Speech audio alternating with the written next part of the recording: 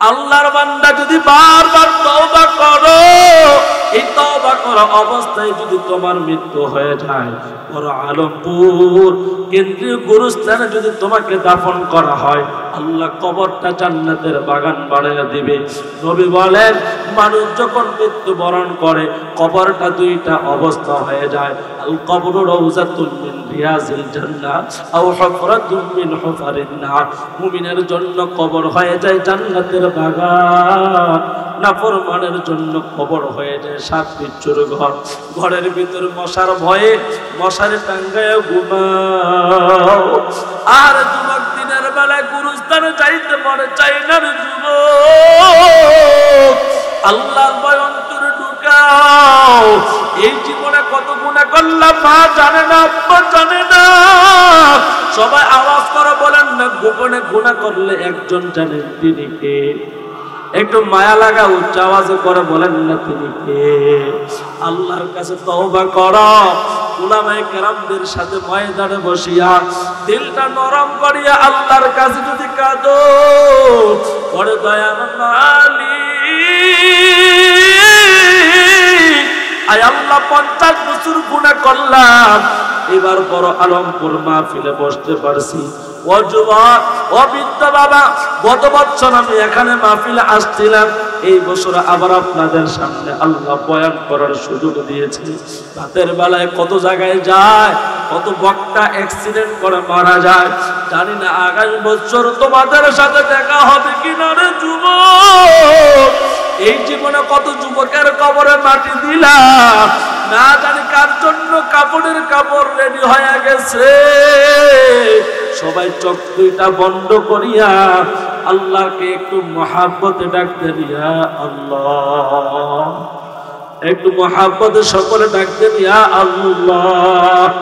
আজকে গুনার কারণে হাত বড় না পাক, গুনার কারণে পা বড় না পাক, গুনার কারণে জিহ্বা বড় না পাক, গুনার কারণে আমাদের চোখ দুইটা বড় না পাক। এরে যুবক কি উত্তর দিবা?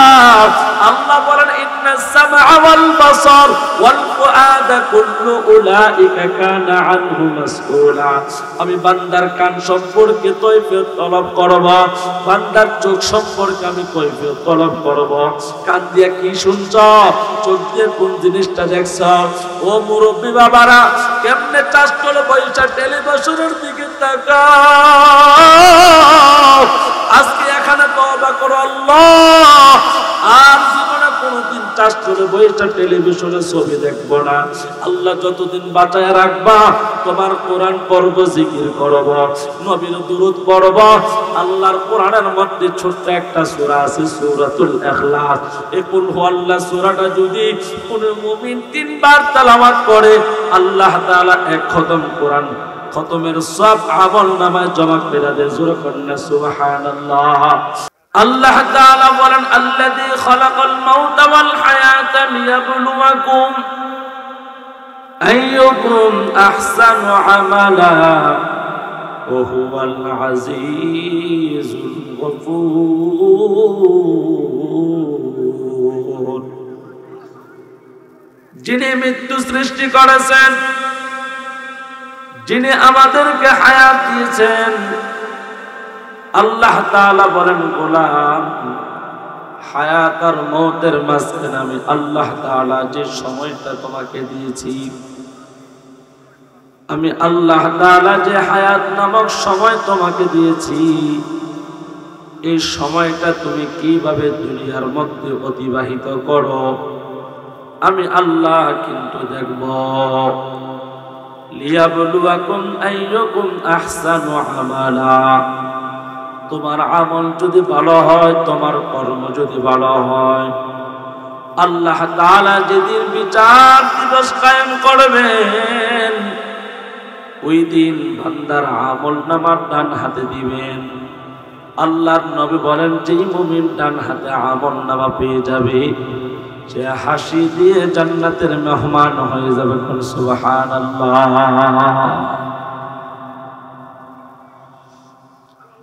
জান্নাতীরা যখন জান্নাতে যাবে, জাহান্নামীরা যখন জাহান্নামে যাবে, জান্নাতি মানুষগুলা জাহান্নামীদেরকে প্রশ্ন করবে, ও বড় আলমপুরের মানুষ, আমি জান্নাতে আসলাম, তুমি জাহান্নামে গেলা, এর কারণ কি? জান্নাতীরা যখন প্রশ্ন করবে, জাহান্নামীরা এক নাম্বার যে কারণ বলবি, আল্লাহ তাআলা সূরাতুল মুদাসসিরের মধ্যে বলেন, ক্বালু লাম নাকু মিনাল মুসাল্লিন। একটু সকলে মিলে মহাব্বত আওয়াজ করে ঈমান দীপ্ত কণ্ঠে বলুন তো আল্লাহু আকবার। মাশাআল্লাহ, ছেলেদের চেয়ে মুরব্বীদের আওয়াজ আরো ফুক্ত। একটু আবার বলি তো আল্লাহু আকবার। এই যে আল্লাহু আকবার বললাম, আমাদের কোনো লস আছে? আল্লাহু আকবার অর্থে কি? আল্লাহ মহান। এই যে আল্লাহ বলার আওয়াজ, শক্তি, এই কথা বলার শক্তি আমাদেরকে দিয়েছেন কে? আল্লাহ তাআলা বলেন, জান্নাতীরা যখন জাহান্নামীদেরকে প্রশ্ন করবে, কোন কারণে তুমি জাহান্নামের আসামি হয়েছ? আমার যুবক ভাইয়েরা, বৃদ্ধ বাবারা, পর্দার আড়ালের মা বোনেরা, জাহান্নামীরা এক নম্বরে বলবি, আমি দুনিয়ার মধ্যে নামাজি ছিলাম না, আমি দুনিয়ার মধ্যে নামাজ আদায় করতাম না।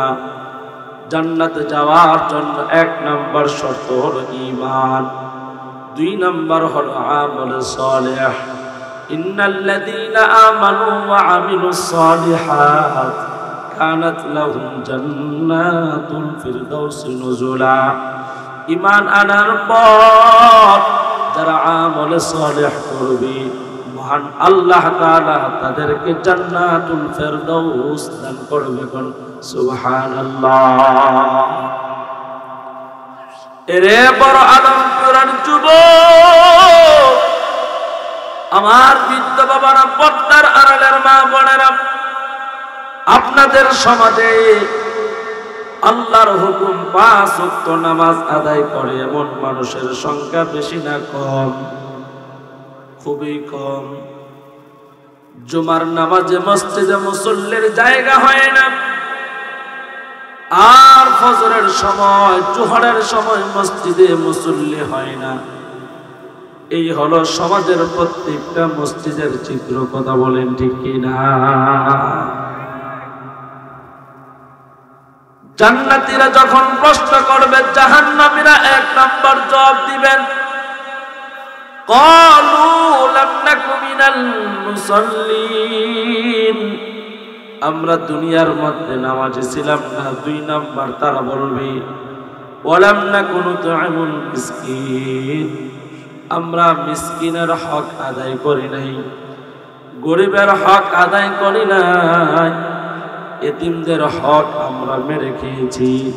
ওয়াকুন্না নাখুদু মাআল খাইদিন, আমরা সমালোচকদের সাথে চাষ্টলে বৈশা সমালোচনা করেছি। ওয়াকুন্না নুকাযযিবু বিয়াউমিদ্দিন, আমরা পরকাল সম্পর্কে আমরা মন্তব্য করেছি। হাত্তা আতানাল ইয়াকিন, এইভাবে আমাদের কাছে মৃত্যু চলে আসছে।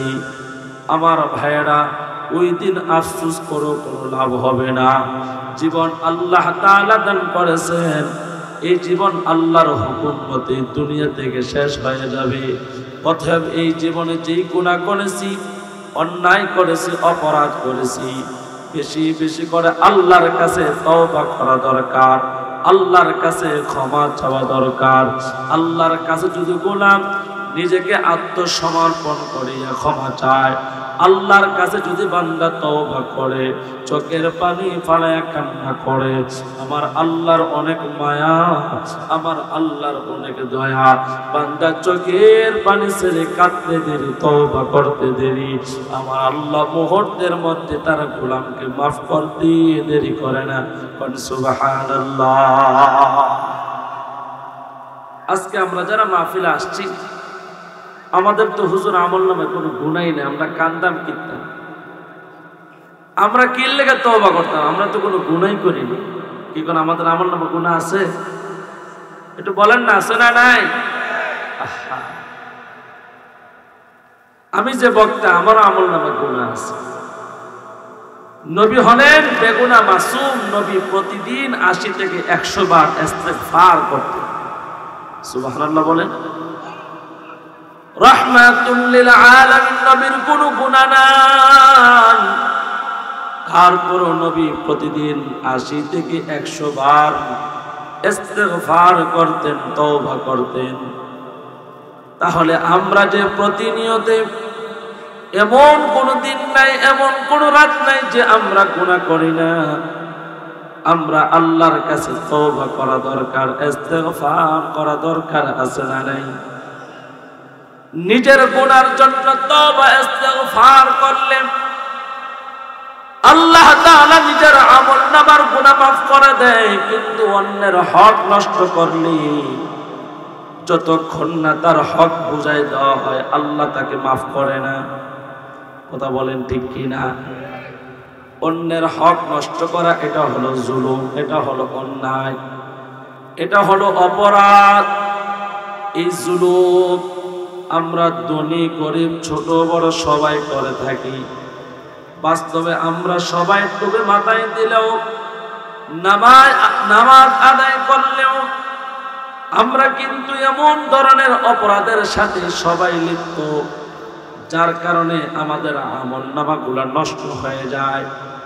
আল্লাহ তাআলা সূরাতুন নিসা 149 নম্বর আয়াতের মধ্যে দুনিয়ার মানুষকে লক্ষ্য করে বলেন, লা ইউহিব্বুল্লাহুল জাহরা বিসসুই মিনাল কওলি ইল্লা মান যুলিম ওয়া কানা আল্লাহু সামিআন আলিমা।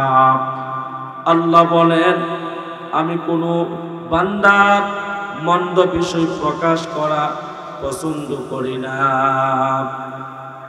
লা ইউহিব্বুল্লাহুল জাহরা বিসসুই মিনাল কওলি ইল্লা মান যুলিম। আল্লাহ কোন বান্দার মন্দ বিষয় প্রকাশ করা পছন্দ করেন না। আজকে আমাদের স্বভাব হইল মানুষের মন্দ বিষয়গুলো সমাজের মানুষের উপর জুলুম করে, তাকে ছোট করে মানুষকে জানাই চাষ্টার বৈশা সমালোচনা করা। গ্রামের মধ্যে মানুষের আত্মমর্যাদায় আঘাত করা, মানুষের পরিবারের উপর আঘাত করা, মানুষের বংশের উপর আঘাত করা, এটা নিত্য প্রয়োজনীয় অপরাধ। আমাদের আমলনামার মধ্যে যে গুনাহ জমা হচ্ছে, এটা আমরা কখনোই ভাবি না, চিন্তাও করি না। আল্লাহ তাআলা বলেন, গোলাম, মানুষের দোষ তুমি যদি ঢাইকা রাখো, আমি আল্লাহ তাআলা হাসরের ময়দানে তোমার 70টা দোষ ঢাইকা রাখবো। যখন সুবহানাল্লাহ। আল্লাহর নবী বলেন, মানুষ যদি দুনিয়ার কোন অপরাধীর অপরাধ ঢেকে রাখে, আল্লাহ তাআলা হাসরের ময়দানে লক্ষ কোটি মানুষের সামনে তার গোলামকে অপমানিত করবেন না। আল্লাহ তার অপরাধগুলা ঢাইকা রাখবেন, মানুষের সামনে ওপেন করবেন না। আল্লাহ তাআলার একটা নাম আছে সাত্তার। এই সাত্তার নামের অর্থই হলো আবরণ করনেওয়ালা। আল্লাহ বলেন, আমার সাত্তার নামের চাদর এত বড়, আমার বান্দা গোপনে যতই গুনাহ করুক না কেন, আমি আল্লাহ মানুষের সামনে ওপেন করে লজ্জিত করি না। জোরে বলেন সুবহানাল্লাহ। আর না হয় আমরা যেই ধরনের অপরাধ অন্যায় সমাজে করে বেড়াই, নিজের আমলনামার দিকে তাকাইলে, নিজের নফসের দিকে তাকাইলে, নিজের জিন্দেগীর কর্ম কাজের দিকে যখন তাকায়, আল্লাহ তাআলা এই গোপন বিষয় যদি সমাজের মানুষের কাছে ওপেন করে দিত, তাইলে আমাদের প্রতি মানুষে সালাম দিত না, বরং ঘৃণা করত। কথা বলে ঠিক কিনা? আল্লাহ তাআলা বলেন, গোলাম, আমি মানুষের গোপন মন্দ বিষয়গুলা ওপেন করা আমি আল্লাহ পছন্দ করি না। কেননা এটা হলো জুলুম, এটা হলো অন্যায়, এটা হলো অপরাধ। অথচ চাষটলের মধ্যে বসলি সমাজের কোন মহল্লার কোন মেয়েটা কেমন, কোন যুবকটা কেমন, প্রতিবেশীর বদনাম, নিজের বউয়ের বদনাম, শ্বশুর বাড়ির বদনাম, নিজের ভাইয়ের বদনাম, বোনের বদনাম আমরা একে অপরের কাছে বলে কি বলি না?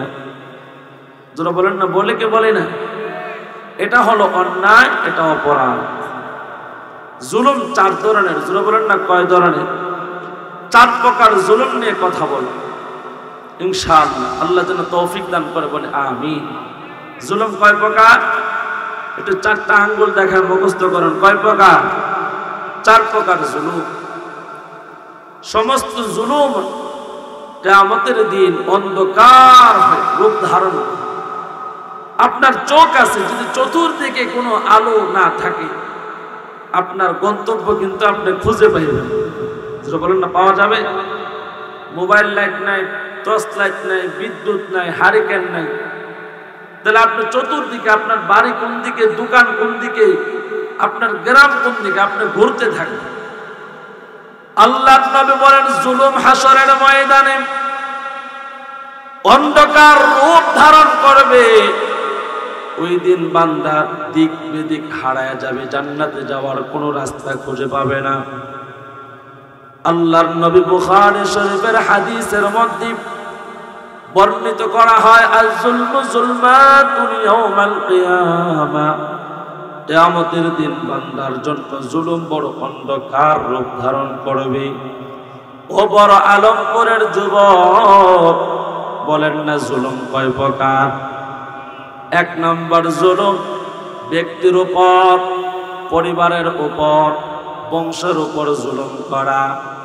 বলবেন যে হুজুর, ব্যক্তির উপর কিভাবে জুলুম করা হয়, পরিবারের উপর কিভাবে জুলুম করা হয়, আবার বংশের উপর কিভাবে জুলুম করা হয়, কেন করা হয়? জুলুম কেন করা হয়? 1 নম্বর প্রতিহিংসার কারণে জুলুম করা হয়। 2 নম্বর জুলুম যে করে ব্যক্তি বিদ্বেষের কারণে করে। আপনি আমাকে গালি দেন, আমি আপনাকে গালি দিই, এটা হলো ব্যক্তির উপর জুলুম। আমি যদি আপনার ফ্যামিলি নিয়ে, আপনার মা বাবাকে নিয়ে গালি দিই, এটা হলো পরিবারের উপর জুলুম। আর যদি আপনি বুয়া বংশের মানুষ, সরকার বংশের মানুষ, অনেকে আছে বংশ তুল্যা গালিগালাজ করে, আপনাদের এলাকায় আছে না নাই? বংশ তুল্যা গালি দেয়, দেখছি তোরা সরকার বাড়ির মানুষ, ওদের খাসলতই এরকম, পুরা বংশের মানুষকে ছোট করে কথা বলে, বলেন না আছে না নাই? এটা হলো ব্যক্তি, পরিবার, বংশের উপর জুলুম। এটা অন্যায়, এটা অপরাধ, এটা গুনাহ। এটা আমরা অনেকেই জানি না, বুঝি না। ইমাম আবু হানিফা রাহমাতুল্লাহি আলাইহি 4 ইমামের প্রথম ইমাম, ইমামে আবু হানিফা রাহমাতুল্লাহি আলাইহি যেই জামানার মধ্যে ছিল, ওই সময় রাষ্ট্রপ্রধান ওনার উপর জুলুম করতেন। একদিন ইমাম আবু হানিফা রাহমাতুল্লাহি আলাইহি মানুষকে নিয়ে বয়ান করতেছেন, আলোচনা করতেছেন। এমন সময় রাষ্ট্রীয় একজন কর্মকর্তা ইমাম আবু হানিফা রাহমাতুল্লাহি আলাইহিকে গালি দিলেন। লোকটা গালি দিয়ে চলে গেলেন। ইমাম আবু হানিফা রাহমাতুল্লাহি আলাইহি প্রতিশোধ নেওয়ার জন্য কোনো কিছুই বলেন নাই। আমার যুবক ভাইরা, বৃদ্ধ বাবারা, আলোচনার মঞ্চে ইমাম আবু হানিফা রাহমাতুল্লাহি আলাইহির আলোচনা শেষ হয়ে গেল। যখন তিনি আলোচনা শেষ করে রওনা হয়েছেন, কয়েকজন মানুষ এসে ইমাম আবু হানিফা রাহমাতুল্লাহি আলাইহিকে বলেন, ও জামানার ইমাম, কিছুক্ষণ পূর্বে আপনাকে যে মানুষটা গালি দিয়েছিল, কে জানি তার গর্দান কেটে রাস্তার মধ্যে লাশ ফালায় রেখেছে। আপনি কি জানেন তাকে কে হত্যা করেছে? ইমাম আবু হানিফা রাহমাতুল্লাহি আলাইহি বলেন, হ্যাঁ আমি জানি তাকে কে হত্যা করেছে। বলেন কে? তাকে হত্যা করেছে। জামানার ইমাম আল্লাহর ওলি ইমাম আবু হানিফা রাহমাতুল্লাহি আলাইহি বলেন, ক্বাতালাহু সাবরু আবি হানিফা, ইমাম আবু হানিফার ধৈর্য তাকে হত্যা করে দিয়েছে। নাউযুবিল্লাহ। ইমাম আবু হানিফার ধৈর্য তাকে হত্যা করে দিয়েছে। ইমাম আবু হানিফা রাহমাতুল্লাহি আলাইহি বুঝাইতে চায়, যদি দুনিয়ার কোন মানুষের প্রতি জুলুম করা হয়, সে যদি ধৈর্য ধারণ করে, তার পক্ষ থেকে আল্লাহ তাআলা প্রতিশোধ গ্রহণ করে। কথা বলেন ঠিক কিনা?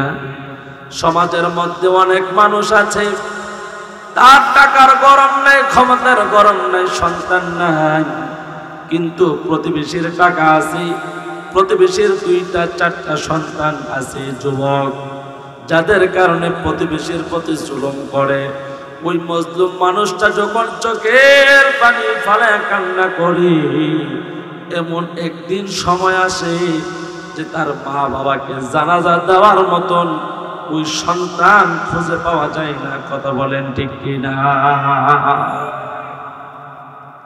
কি হয়? 4 সন্তান জুলুম করছে, এখন কি হয়? হঠাৎ করে একদিন দেখা গেছে 2 ভাই মিলে বাজারে গেছে, মোটরসাইকেলের অ্যাক্সিডেন্টে 2 ভাই সমানে মারা গেছে। এমন ঘটনা আমাদের সমাজে হয় কি হয় না?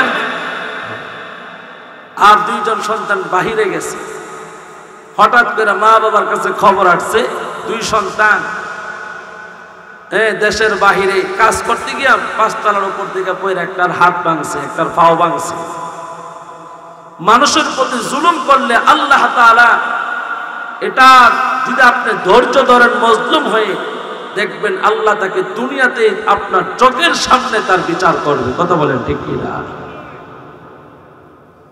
ওই জামানায় ইমাম আবু হানিফা রাহমাতুল্লাহি আলাইহি এর উপর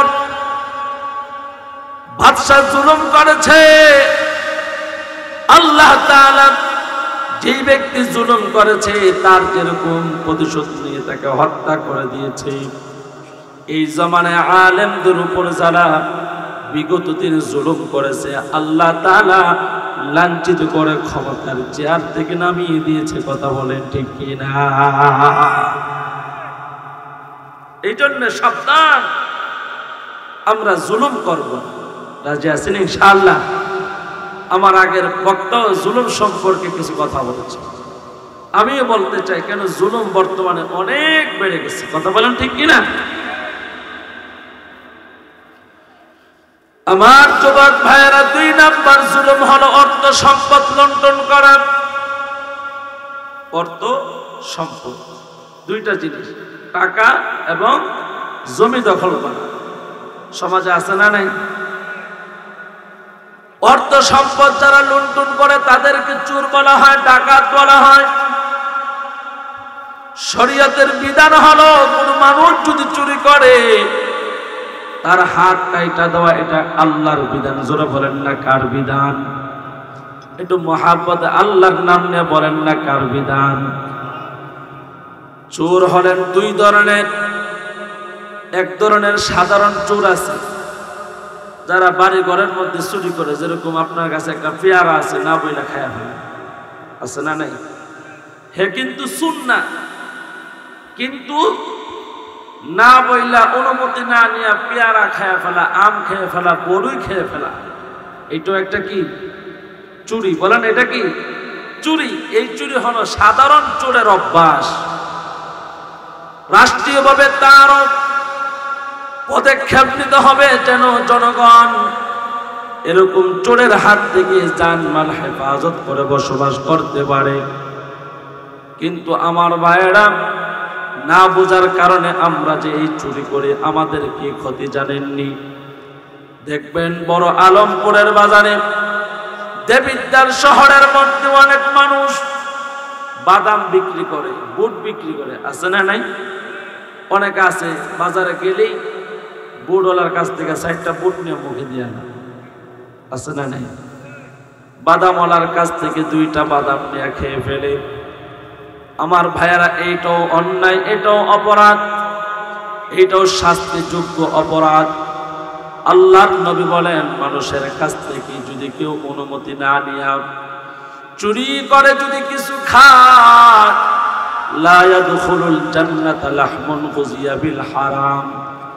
আল্লাহর নবী বলেন, 3.5 হাত দেহের মধ্যে হারাম খাবার দ্বারা যে গোশতের টুকরাটা সংগঠিত হবে, ওই গোশতের টুকরার জন্য আল্লাহর জান্নাত হারাম হয়ে যায়। জোরে বলুন নাউযুবিল্লাহ। এই জীবনে কত মানুষের কত কিছু না বলে খেয়ে ফেলছি আমরা। ডাব খেয়ে ফেলছি, ক্ষীরা খেয়ে ফেলছি, শশা খেয়ে ফেলছি। বাড়ির পাশে একজনের হজের পাতা কাঁচামরিচ করছে, না বইলে 4টা কাঁচামরিচ 1 মুঠ হজের পাতা না তরকারি দিয়ে ফেলছে। বলেন না এরকম অপরাধ আমাদের আছে না নাই? আরে বাবা ঘুমায় গেছেন, বলেন না অপরাধ আছে না নাই? আপনি যদি ত্রিপলে হাজী হন, 3 বার হজ করেন,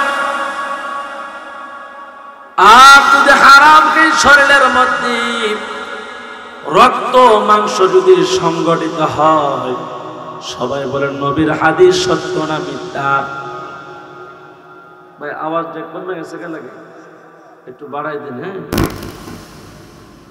একটু জিকির করেন লা ইলাহা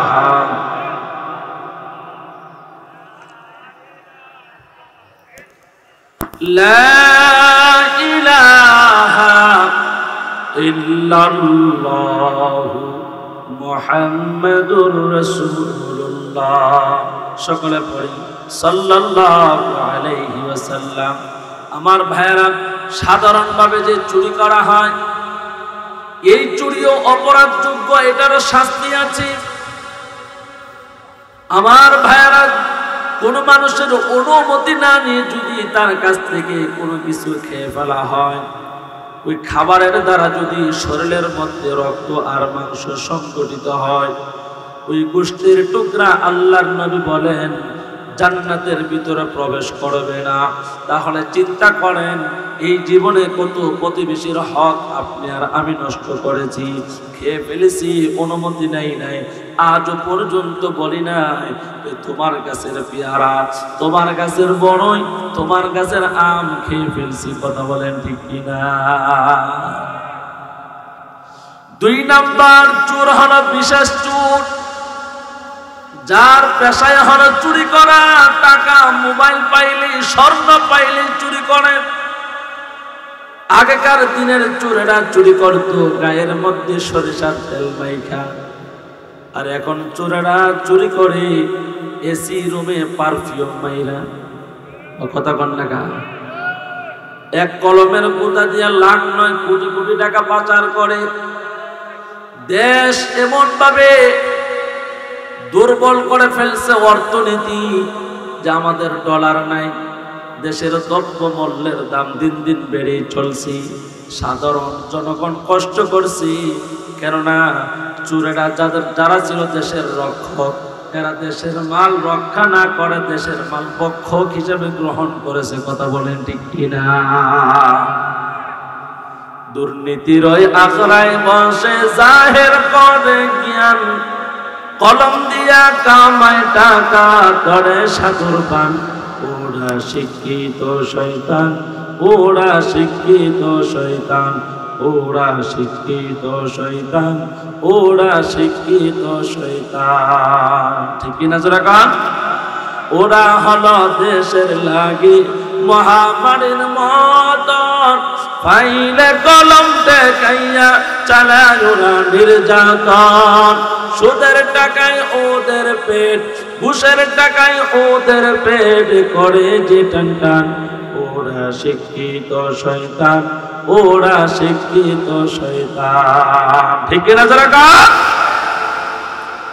আমার যুবক ভাইরা, বৃদ্ধ ভাবারা, বিশেষ চোর, চুরি করা যার পেশা, ডাকাতি করা যার পেশা, এই চোর হলো সমাজ এবং রাষ্ট্রের জন্য ক্যান্সার। সবাই বলেন বিশেষ চোর সমাজের জন্য কল্যাণ, রাষ্ট্রের জন্য কল্যাণ না ক্যান্সার? যদি বলেন না, এরা কি ক্যান্সার। 3.5 হাত দেহের মধ্যে যদি কোনো অঙ্গের মধ্যে ক্যান্সার দেখা দেয়, বিশেষজ্ঞ ডাক্তার যদি বলে আপনার হাতের কবজি যদি কেটে দেন তাহলে সারাটা দেহে আপনার সুস্থ থাকবে, আপনি যতদিন বেঁচে থাকবেন আপনি কষ্ট করতে হবে না, ভালোভাবে সুস্থ থেকে বেঁচে থাকতে পারবেন। তাহলে আমরা সকলে বলবো তাহলে হাত আর কাইটেই ফেলা, কথা কোন ঠিক কিনা? ডায়াবেটিসের কারণে অনেক সময় ক্যান্সার হয়নি, ইনফেকশন হয়নি, অনেকে হাত কাইটা ফেলায়, পা কাইটা ফেলায়। ভাই ফালাইকে ফালাই না কেন? যেন বাকি জীবনটা সুস্থ থেকে দুনিয়াতে বসবাস করতে পারে। সমাজের জন্য বিশেষ চুর হলো ক্যান্সার, মানুষের জন্য হলো ক্যান্সার। আল্লাহ তাআলা কোরআনের মধ্যে আয়াত নাযিল করে বলেন, ওয়াস-সারিকু ওয়াস-সারিকাতু ফাকতুউ আইদিয়াহুমা, যারা মানুষের কাছ থেকে চুরি করে, যাদের পেশা হলো চুরি, এমন চোর ধরা পড়লে কোরআনের আইন দিয়ে তাদের হাত কর্তন করে দাও। বড় বড় আলমপুরের যুবক, সমাজের মধ্যে যদি একজন চোরকে ধরিয়া রাষ্ট্রীয়ভাবে যদি প্রমাণিত হয়, কোরআনের আইন অনুযায়ী যদি হাত কেটে দেওয়া হয়, তাহলে ঘরের মধ্যে মোবাইল চুরি হবে না, সমাজের মধ্যে স্বর্ণ চুরি হবে না, টাকা চুরি হবে না। একজন চোরকে শাস্তি দিলে সমস্ত চোর সতর্ক হয়ে যাবে, কথা বলে ঠিক কিনা?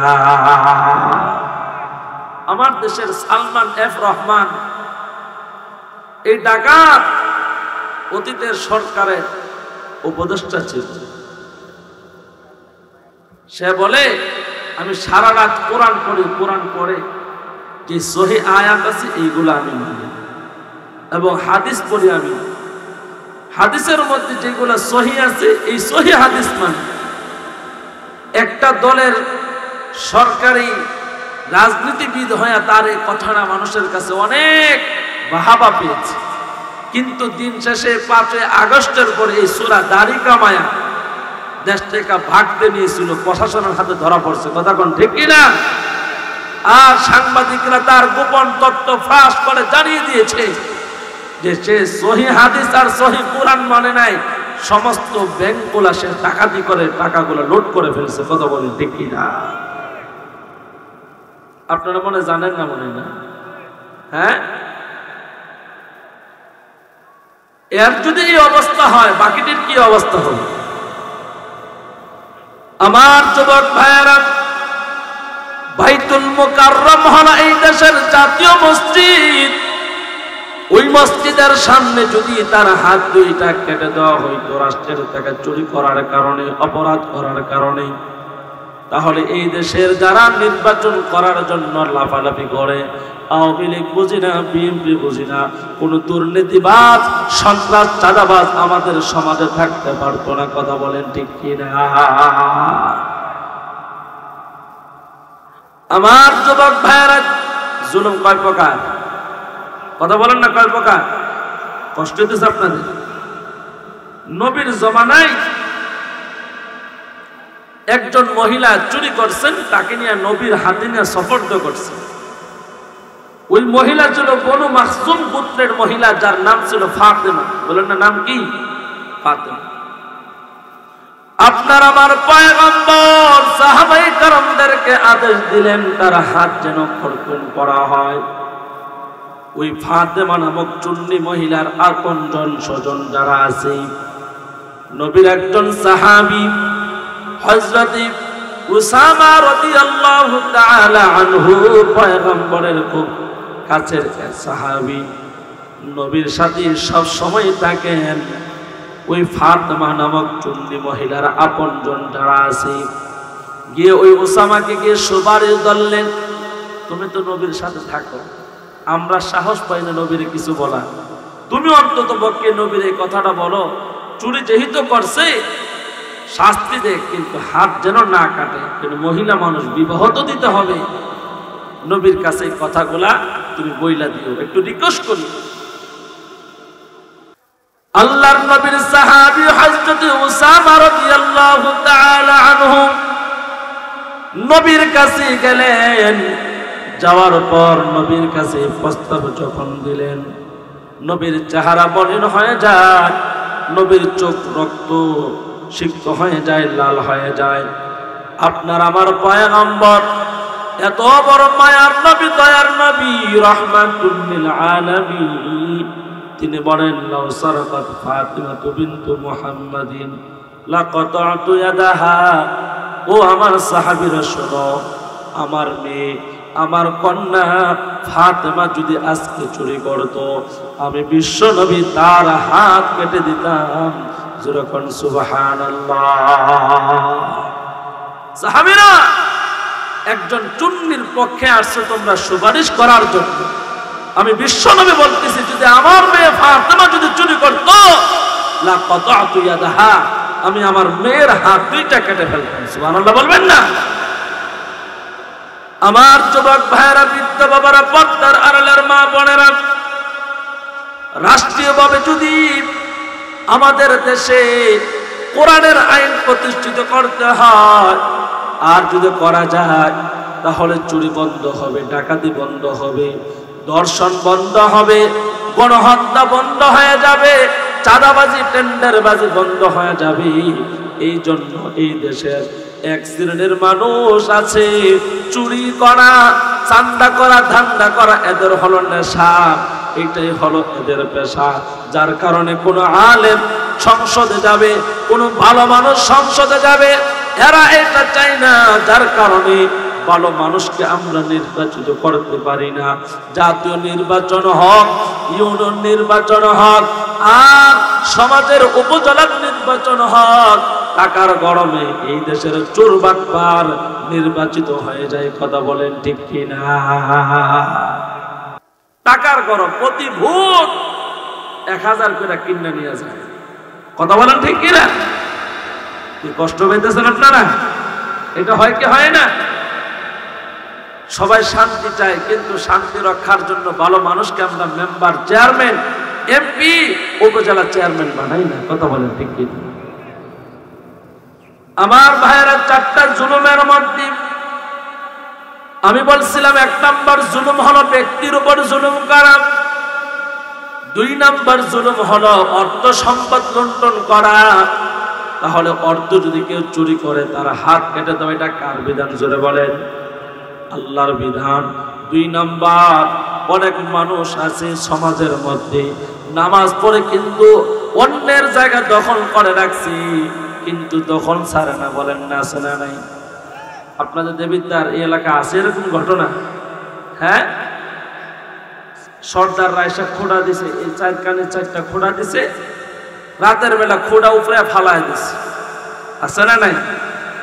নামাজ পড়ে 5 ওয়াক্ত মাথায় টুপি আছে, নবীর সুন্নতের দাঁড়িয়ে আছে। যুবক শোনো, আল্লাহর নবী বলেন, কারো সম্পদ যদি কেউ জোর করে দখল করে, আল্লাহর নবী বলেন, মান আখাযা শিবরাম মিনাল আরদি যুলমান তাওয়াকাহা আল্লাহু 7 আরদিন।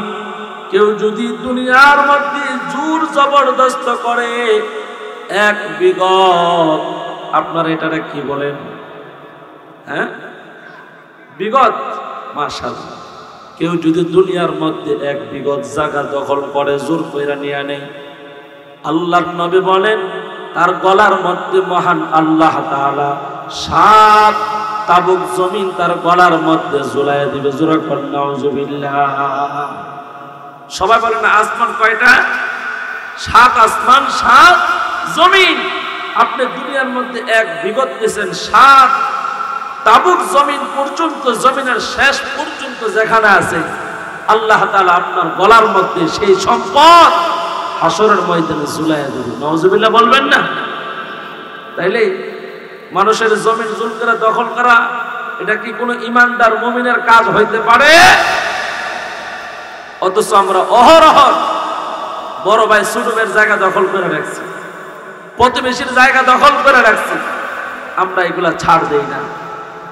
আপনার আমার পয়গম্বর মেরাজের রাত্রিতে জান্নাত আর জাহান্নাম ভ্রমণ করলেন।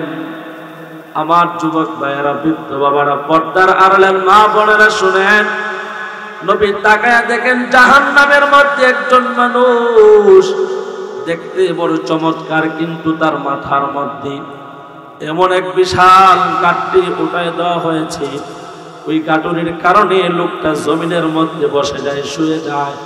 সে গাঁটটি নিয়ে সে দাঁড়াইতে পারে না, হাঁটতে পারে না, চলতে পারে না, দুর্বল হয়ে যায়।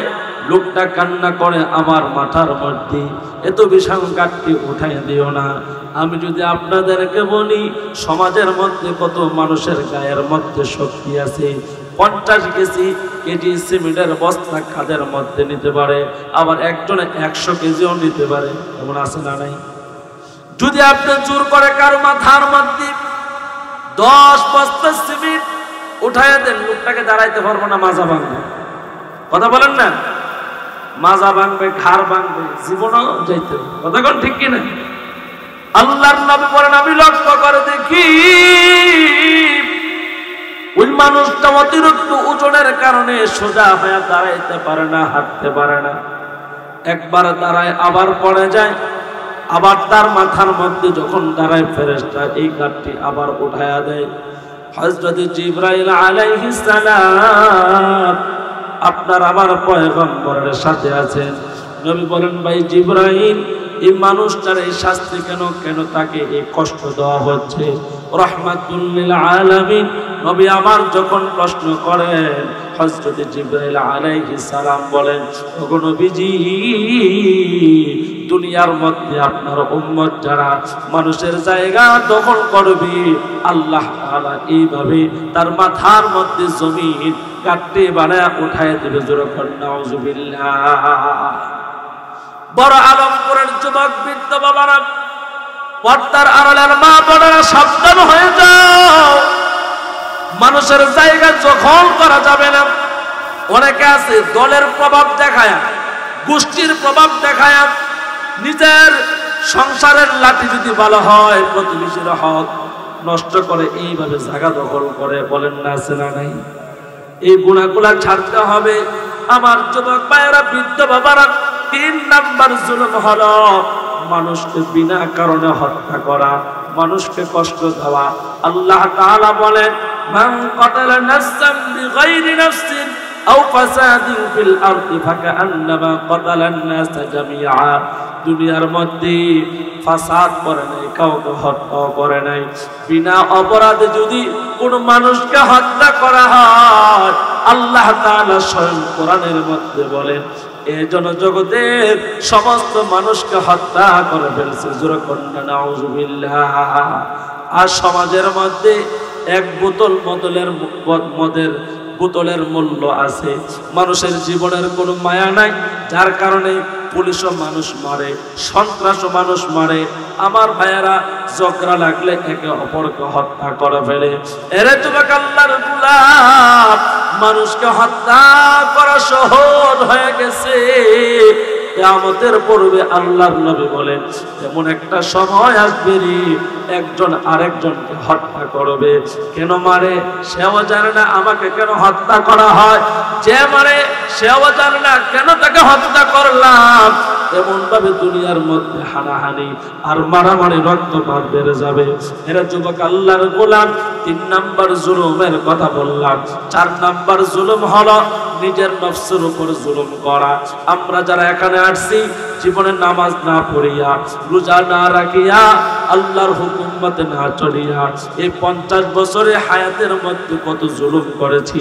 আমরা তো দুনিয়ার মধ্যে আসার পর এইভাবে আল্লাহর হুকুম অমান্য করে চলার কথা ছিল না। আল্লাহ তো আমাদেরকে দুনিয়াতে পাঠাইছিল আল্লাহর ইবাদত করার জন্য। আল্লাহ তাআলা বলেন, আফাহাসিবতুম আন্নামা খালাকনাকুম আবাসা ওয়া আন্নাকুম ইলাইনা লা তুরজাউন। একটু মুহাব্বত জোরে বলেন আল্লাহু আকবার। আল্লাহ বলেন, আমি তোমাদেরকে অনর্থক বানাই নাই। দুনিয়ার মধ্যে যে যা কিছুই করে না কেন, আমি আল্লাহর দিকে কিন্তু তোমাদেরকে প্রত্যাবর্তিত করতে হবে। বাড়ি যত সুন্দর বানাও, টাকা তোমার যত বেশি হয়, এই সুন্দর বাড়ি আর টাকার কারণে থাকতে পারবে না। কারণের টাকা কম ছিল না রে যুবক, ওই টাকা দিয়ে কারণ দুনিয়ায় থাকতে পারে নাই। ফেরাউনের ক্ষমতা কম ছিল না, নমরুদেরও ক্ষমতা কম ছিল না, কেউ দুনিয়ায় থাকতে পারে নাই। অতএব আল্লাহর বান্দা, আমলনামার গুনার জন্য আল্লাহর কাছে তওবা করতে হবে, ইস্তিগফার করতে হবে। হযরত হাসান বসরি রাহমাতুল্লাহি আলাইহির কাছে একজন যুবক গিয়ে প্রশ্ন করে বলেন, হুজুর আমরা বেশি বেশি করে ইস্তিগফার করব নাকি জিকির করব? জামানার বুজুর্গ হাসান বসরি রাহমাতুল্লাহি আলাইহি বলেন, তোমার যদি গুনাহ বেশি হয় তাহলে তুমি ইস্তিগফার বেশি করো, তোমার যদি গুনাহ না থাকে তাহলে বেশি বেশি করে জিকির করো। কেন? ইস্তিগফার হলো সাবানের মতো আর জিকির হলো আতরের মতো। যদি কাপড় ময়লা হয় সাবান যেরকম কাপড়ের জন্য প্রযোজ্য, আর যদি কাপড়টা পরিষ্কার থাকে আতরের প্রয়োজন, সেন্টের প্রয়োজন। কথা বলেন ঠিক কিনা? হাসান বসরি রাহমাতুল্লাহি আলাইহি বলে, ও দুনিয়ার মানুষ, 50 বছরের মধ্যে যদি আমল নামায় গুনাহ তুমি করো, চাষতলে পয়সা বিরকাইনো না, চাষতলে পয়সা কিবত করিও না, জবান দিয়া মিথ্যা কথা বলিও না, মানুষকে গালিগালাজ করিও না। সময়টা পাইলেই হাতের মধ্যে তাসবিহ নিয়ে বলবা আস্তাগফিরুল্লাহ। সবাই আমার সাথে বলেন না আস্তাগফিরুল্লাহ, একটু আওয়াজ করে বলেন না আস্তাগফিরুল্লাহ, আস্তাগফিরুল্লাহ। আল্লাহর বান্দা যদি বারবার তওবা করো, এই তওবা করা অবস্থায় যদি তোমার মৃত্যু হয়ে যায়, বড় আলমপুর কেন্দ্রীয় গুরুস্থানে যদি তোমাকে দাফন করা হয়, আল্লাহ কবরটা জান্নাতের বাগান বানিয়ে দিবে। নবী বলেন, মানুষ যখন মৃত্যুবরণ করে কবরটা দুইটা অবস্থা হয়ে যায়, আল কবরু রাউযাতুন মিন রিয়াজিল জান্নাহ আও হুফরাতুন মিন হুফারিন নার। মুমিনের জন্য কবর হয়ে যায় জান্নাতের বাগান, নাফরমানের জন্য কবর হয়ে যায় সাত বিচ্ছুর ঘর। ঘরের ভিতর মশার ভয়ে মশারি টাঙ্গায় ঘুমাও। আর যুবক দিনের বেলায় গুরুস্থানে যাইতে মনে চাই না রে যুবক, আল্লাহর ভয় অন্তরে ঢুকাও। এই জীবনে কত গুনাহ করলাম মা জানে না, আব্বা জানে না। সবাই আওয়াজ করে বলেন না, গোপনে গুনাহ করলে একজন জানেন, তিনি কে? একটু মায়া লাগা উচ্চ আওয়াজে করে বলেন না, তিনি কে? আল্লাহর কাছে তওবা করো। উলামায়ে কেরামদের সাথে ময়দানে বসিয়া দিলটা নরম করিয়া আল্লাহর কাছে যদি কাঁদো, বড় দয়ার মালিক, আয় আল্লাহ 50 বছর গুনাহ করলাম, এবার বড় আলমপুর মাহফিলে বসতে পারছি। ও যুবক, ও বৃদ্ধ বাবা, গত বছর আমি এখানে মাহফিলে আসছিলাম, এই বছর আবার আপনাদের সামনে আল্লাহ বয়ান করার সুযোগ দিয়েছে। রাতের বেলায় কত জায়গায় যায়, কত বক্তা অ্যাক্সিডেন্ট করে মারা যায়। জানি না আগামী বছর তোমাদের সাথে দেখা হবে কিনা রে যুবক। এই জীবনে কত যুবকের কবরে মাটি দিলাম, না জানি কার জন্য কাপড়ের কাপড় রেডি হয়ে গেছে।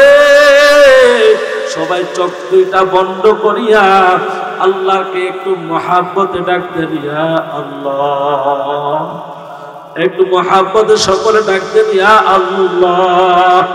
আজকে গুনার কারণে হাত বড় না পাক, গুনার কারণে পা বড় না পাক, গুনার কারণে জিহ্বা বড় না পাক, গুনার কারণে আমাদের চোখ দুইটা বড় না পাক।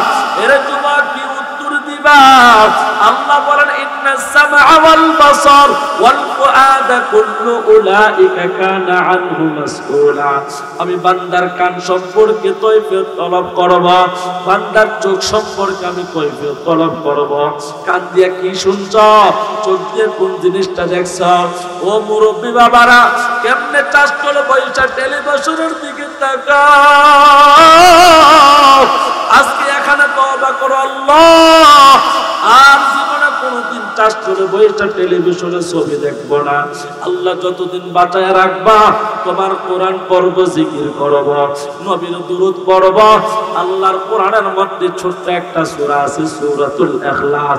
এই কুল হুয়াল্লাহ সূরাটা যদি কোন মুমিন 3 বার তেলাওয়াত করে, আল্লাহ তাআলা 1 খতম কোরআন খতমের সব আমল নামায় জমা করে দে। জোরে কন্যা সুবহানাল্লাহ। যাদের মা নাই বাবা নাই, মার কথা স্মরণ করিয়া, আব্বার কথা স্মরণ করিয়া বছরে একটা মাহফিলের জন্য তুমি বইসা থাকিও না, কবরস্থানের পাশে দিয়া যাও, একটু মাঝে মাঝে দাঁড়ায়া আসসালামু আলাইকুম ইয়া আহলাল কুবুর ইয়াগফিরুল্লাহু লানা ওয়া লাকুম আনতুম সালাফুনা ওয়া নাহনু বিল আসার। কবরস্থানের পাশে দাঁড়ায়া আল্লাহর কোরআন থেকে সূরাতুল ফাতিহা পড়িয়া কুল হুয়াল্লাহ সূরা 3 বার যদি পড়ো, আল্লাহ তাআলা এক খতম সওয়াব তোমার মা বাবার কবরে ইসালে সওয়াব করিয়ে দিবেন। বাবার আত্মা শান্তি হয়ে যাবে, আব্বার আত্মা শান্তি হয়ে যাবে। তুমি তো তোমার বাবার জন্য দোয়া করো না, তুমি তো তোমার মায়ের জন্য দোয়া করো না, তোমার কচি বাচ্চাটার হাতে মোবাইল ধরায় দিছো, তোমার কচি বাচ্চার হাতে তুমি টেলিভিশন লাগায়া ঘরের ভিতরে তার হাতে রিমোটটা ধরায় দিয়েছো। এই সন্তান তোমার জন্য কোনোদিন দোয়া করবে না। এরা যুবক ভাইয়েরা, বৃদ্ধ বাবারা, পর্দার আড়ালের মা বোনেরা, মৃত্যুর পরে যদি তাদের কাছ থেকে ভালো কিছুর আশা করেন, মোবাইল শিখায়েন না, ওই যে টেলিভিশন চালানোর জন্য রিমোটটা হাতের মধ্যে দিয়েন না। নিজে কষ্ট করিয়া সন্তানটার বক্তব্য নিয়ে যান, আমপারা পড়ান, আল্লাহর কোরআনটা পড়ান, নামাজটা কিভাবে পড়তে হবে। আপনি যেই দিন মারা যাইবেন, সমস্ত উঠানের মাটি যদি আপনার ছেলে মেয়েরা গড়াগড়ি করে কান্না করে, বিলাপ করে, আল্লাহর কাছে যদি বলে আল্লাহ আমার মারে কেন নিলা, আমার আব্বারে কেন নিলা, কোনো লাভ হবে না।